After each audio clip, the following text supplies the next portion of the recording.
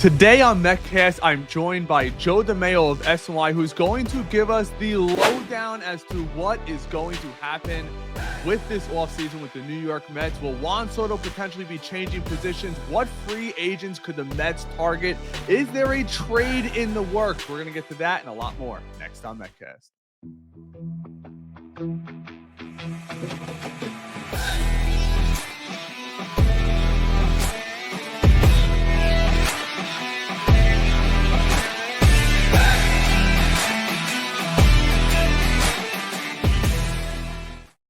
What's going on, everybody? Welcome back to another episode of Metcast. Today, I am joined by Joe DeMayo himself, one of the best Mets podcasters, content creators, guys out there that I listen to. Love listening to him on his podcast, the Mets Pod.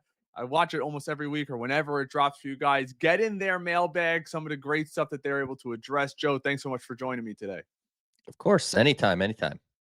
All right, so let's get right to it. The season's over. We've killed it with a stick. We've beaten it like a dead horse. We're done with that. Time to move on to the offseason. Let's get to the first thing the Mets did this offseason, the coaching changes. You saw a lot of people heading out. A lot of people were surprised by Jeremy Hefner, including myself. I thought he deserved to be gone, but, I'm not making that call, obviously. But what are your initial thoughts on that? And then I want to ask you, Carlos Mendoza being pretty much one of the only guys to stick around, does he deserve another shot in 2026? I'm not really surprised at anything that transpired with the coaching staff. When you have a year like the Mets did, there's going to be changes. You can't just run it back and just go, things didn't work out this year. It'll be better next year. I was a little upset that Jeremy Hefner got let go because I think he's an excellent pitching coach and he played a critical role in building up the player development pitching staff that the Mets have down in the minor leagues that's churning out arm after arm. But look, Jeremy Hefner has also survived like seemingly 18 regime changes, managers, GMs, doesn't matter. Hefner keeps surviving. There is a point in time that you may just need a new voice, just someone different. So I'm not stunned that Hefner's gone. A little upset by it, but I get it. As far as Carlos Mendoza, look, he was fantastic in 2024. He pushed every button that was right. He brought the team back from the dead, quite literally, in May. I remember we were getting mailbag, as you mentioned, on the Mets pod about who the Mets are going to sell at the trade deadline. And obviously they go on the huge run, make it to the NLCS, and good luck finding anyone that didn't think Carlos Mendoza was going to be one of the next great managers in baseball. And 2025 just went the opposite way. They got off to a hot start and things cratered after May. So it's really like the inverse of 2024.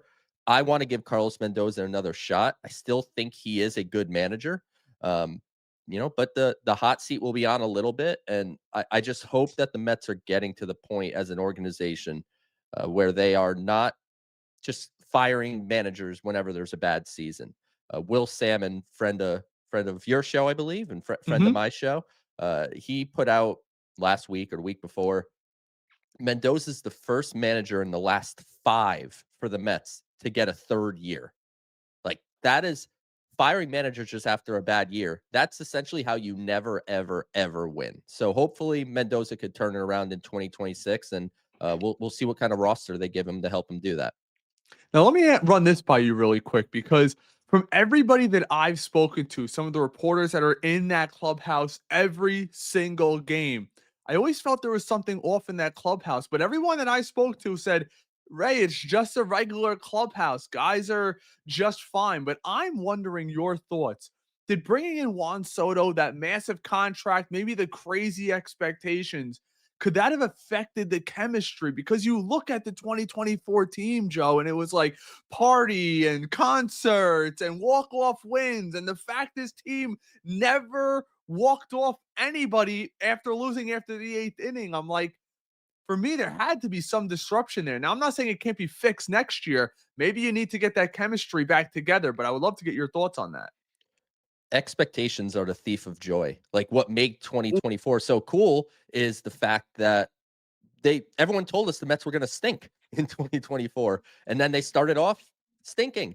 and then they turn it around and they make the run. And by human nature, we want to root for the underdog. Just think of any great sport athlete. Mm. Everybody loved in the NFL Patrick Mahomes when he was coming up and nipping on Tom Brady's heels. And now everyone's just like, enough Patrick Mahomes. I've had Yeah. enough of that. So uh, I will say I do believe the high expectations. And, I haven't heard anything different than everyone that you've spoken to. That I don't think there was anything particularly wrong in the clubhouse. Could there have been some uncomfortability at first with Juan Soto walking with that contract? Maybe for some players, but I don't think a guy like Francisco Lindor or Brandon Nimmo or Pete Alonso are like, I can't believe Juan Soto's getting paid all that money. These are Mm. guys that want to win sometimes, and I know it's not great for us in the content world.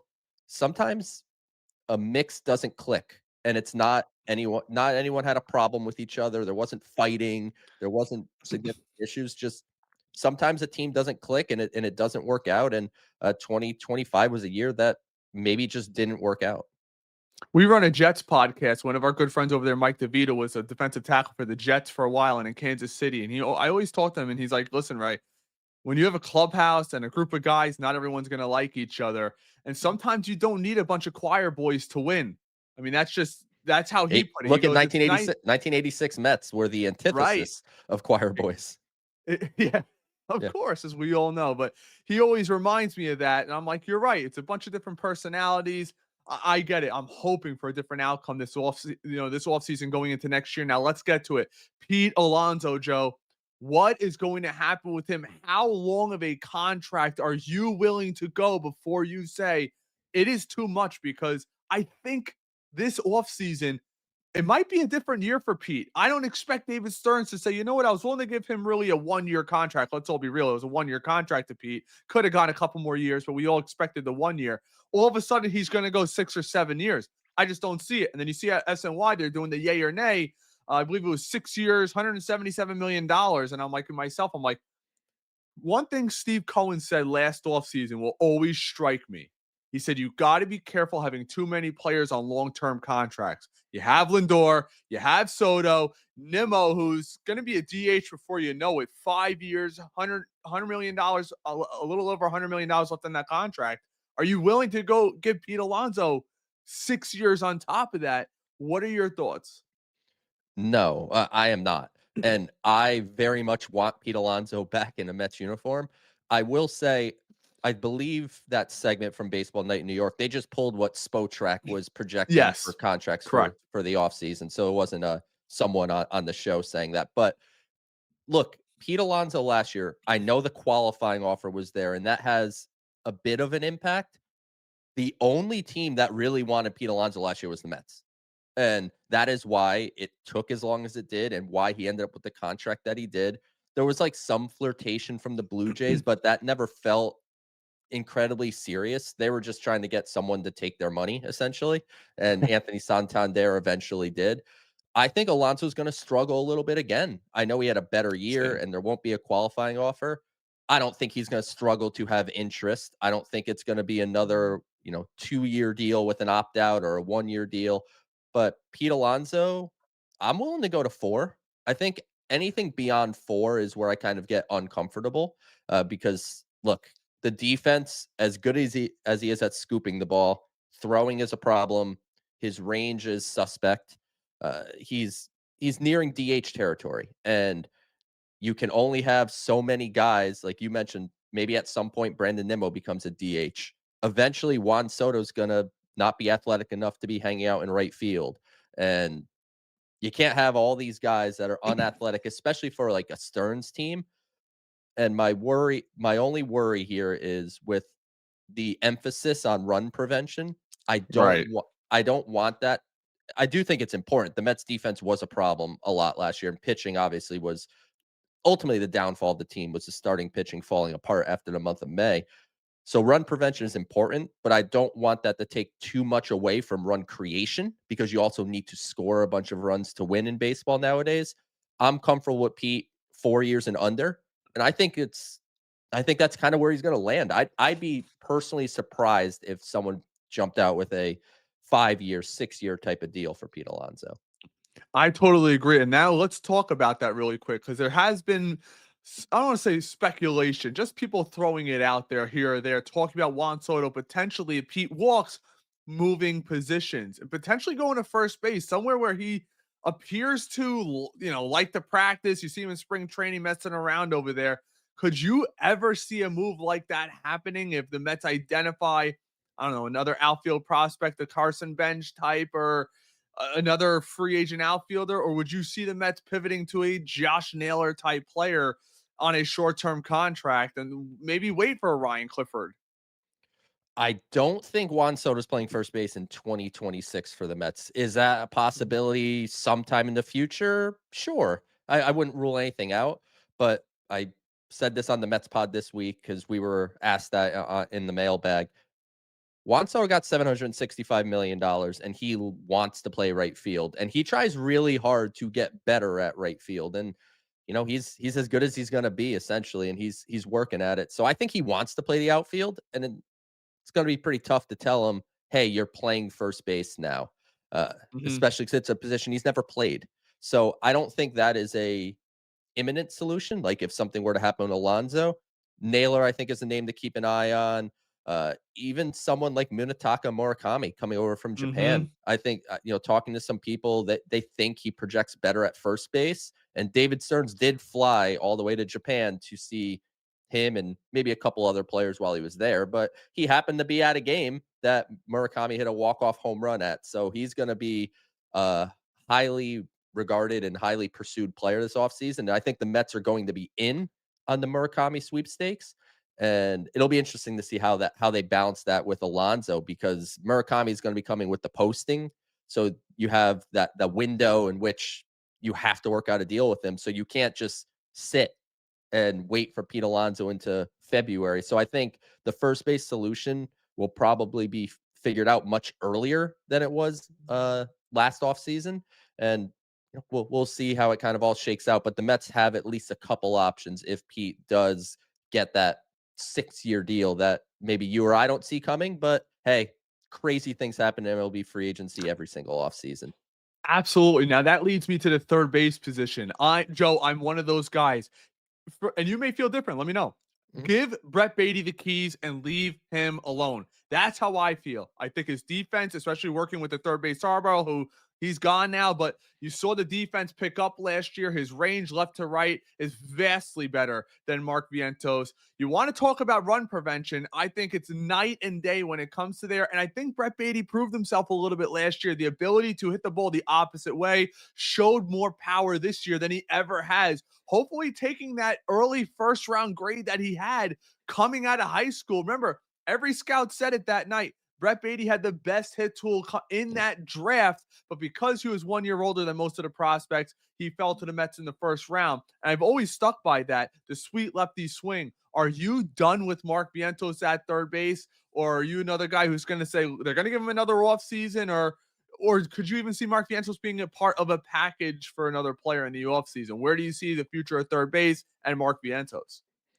We did a segment on the Mets pod where we Mhm. were asked to power rank a certain amount of players, like who's most likely to get traded and to least. And Mark Vientos was amongst the players on that list for me, the most likely to get traded. I don't think David Stearns can preach run prevention as a high importance and also keep Mark Vientos on the roster. That's just the way I look at it. Vientos obviously had the great 2024 and one of the catalysts and reasons that the Mets made it to where they did. Starts off 2025 really poorly and comes back and seems like he's figuring it out a little bit. And then he cooled down again at the end. And defensively, as you said, Brett Beatty is significantly better at third base and has become such a confident player. Often, when these players struggle offensively or defensively, they will take it to the other side of the ball. Like Beatty was struggling to hit, and then you saw him start to make some mistakes at third base defensively. He starts to hit. Now he looks like a better third baseman. I think he's a general more confident player, and I think I would go into the offseason with the idea that Beatty is my third baseman. He does have some second base flexibility that if you do maneuver some things on the roster, like maybe you pursue an Alex Bregman And if he's more comfortable at third, you can play Beatty at second. But I do think Beatty has put himself in position to be an everyday player for the Mets in 2026. And I think Mark Vientos, and this is nothing against him, it's just, where we are. I would be fairly surprised if Vientos was on the Mets when we reported the spring training in February. No kidding. And last but not least, we got to address the rotation. I'm one of those guys that I say, I understand the injury risk. I would like a Michael King. I know the Tariq Skubal, the Peralta stuff is out there. I, for one, don't see, as somebody who's studied David Stearns as I study the Mets, I don't see him trading two of these three pitching prospects and more to go get a guy on a 1-year deal in Peralta or Tariq Skubal, even with a contract extension. I don't see Brandon Sproat and Jonah Tung and Ryan Clifford and potentially a Jet Williams out the door because you're going to get all MLB involved. But do you see the Mets addressing the front of this rotation? Because if we go into spring training, Joe, and Sean Manaea is the ace of his staff, you are not going to put 3 million fans in the seats next year. Somebody who goes to a ton of games, I'm telling you, it's not happening. Yeah, I think they have to address the front-ish part of the rotation. I think everyone just loosely throws around the term like they need an ace, Mhm. as if those just you go down aisle 4 at Walmart and you reach up to the top and there's an ace just waiting for you. Hopefully you're tall enough to reach it. One thing that I do and have been waiting for is David Stearns when he was with Milwaukee made that massive trade to bring Christian Yelich in. I am waiting for that massive David Stearns trade with the Mets. And the farm system right now is at the point. ESPN ranked them number one in all of baseball, and I believe MLB Pipeline had them in the top 5 or 6. So however you slice it, it's all subjective. The Mets have one of the best farm systems in baseball. It is in a position right now where a lot of these guys are also getting closer to the major leagues. So it's getting to decision time. The most important thing when you're evaluating prospects is when to trade somebody or Right. when's the right time.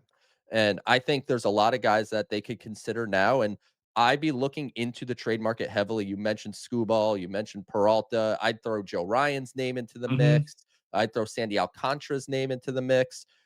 I'd be very interested to see Stearns pursue a big trade for a starter this offseason. And I'm not opposed to signing a free agent on top of it, whether that is a Dylan Cease or you mentioned a Michael King. The Mets need to change up some stuff in the rotation. And I will say that beyond the top where the question resides, I think a healthy Sean Manaea in 2026 can be a big factor. I think David Peterson ran out of gas in 2025. He eclipsed his career high in innings in July. Lo and behold, beyond July, it became a bit of a struggle for him. You have the young guys. Nolan McLean broke out in a big way. You have Brandon Sproat. You have Jonah Tong. You have Christian Scott coming back from Tommy John surgery. And I don't want people to take that as lightly as maybe they are. Last year, 2024, Christian Scott was Nolan McLean. He was Mhm. Brandon Sproat. He was Jonah Tong. He was a top pitching prospect in the sport that came up and he got injured, so came out of sight, out of mind. I feel really good about where the Mets are going to be depth wise. So I think it's important for Stearns to maybe step a little bit out of what would be his comfort zone and get some impact in the rotation. All right, Joe, thanks so much for joining us today. Guys, make sure you're following the Mets Pod. And obviously, if you're following this channel, you already are. Make sure you go give us a follow over on X and on Facebook. Shout out to the people on Facebook. We just passed 50,000 followers over there. Thank you guys so much. Love interacting with you guys over there. Make sure you tune in to all the episodes, have those notifications on. And as always, let's go, Mets.